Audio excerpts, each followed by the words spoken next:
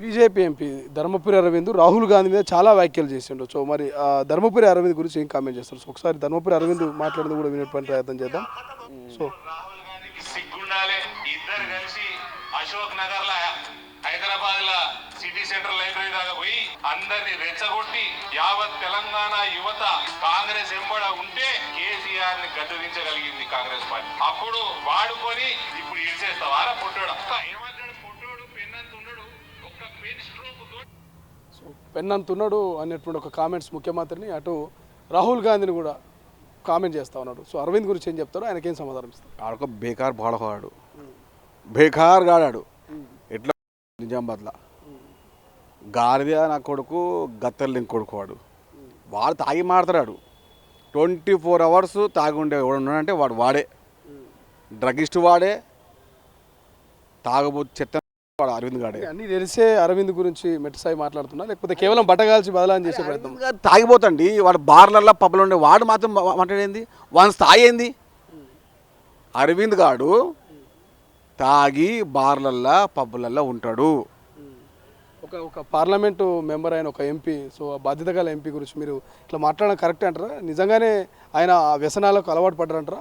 అరే వాడు ముఖ్యమంత్రి అందిట వాడు వచ్చేగాడు అరవింద్ గాడు మా ముఖ్యమంత్రి ఎందుకన్నా అని. వాడు తాగుబోతూ, వాడు తిరుగుబోతూ.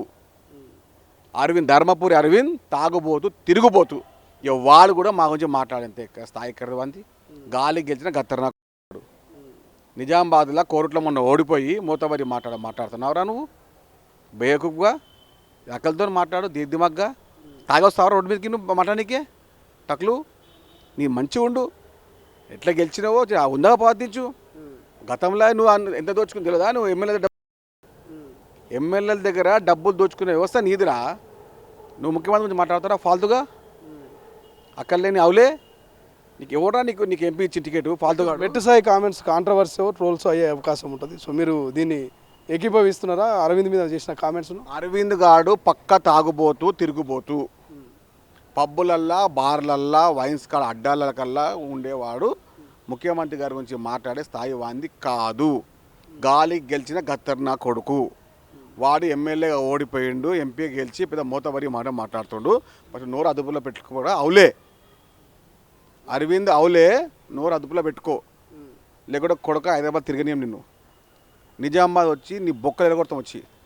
Right, thank so much. ఇది మొత్తం మీద నిన్నటి యువ సంగ్రామ సదస్సు పైన అండ్ ధర్మపురి అరవింద్ ఇటు రాహుల్ గాంధీ మీద, ముఖ్యమంత్రి రేవంత్ రెడ్డి మీద చేసిన కామెంట్స్కు చాలా ఘాటుగా మెట్టు సాయి కుమార్ అయితే స్పందించినటువంటి పరిస్థితి.